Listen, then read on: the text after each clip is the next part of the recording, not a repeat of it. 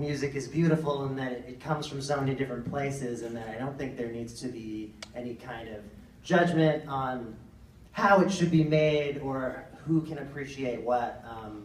So I don't know if there's a way to really get that across other than to continue to share and create in a myriad of approaches.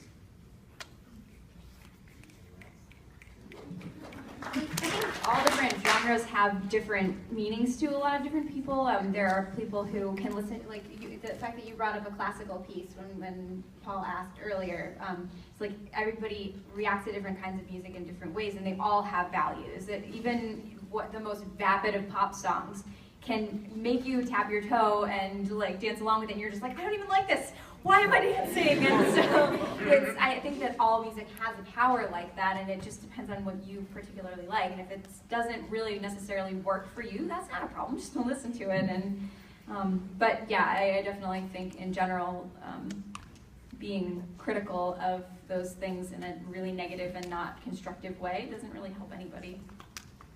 I just think, like, as I'm getting older, I care less and less why people are moved by certain things. Like, not in a bad way, but in the way that when I was younger and I liked something, I didn't understand why. Like, why don't you like this too? It's so great. Why don't you recognize how amazing it is? And it, like, is angering.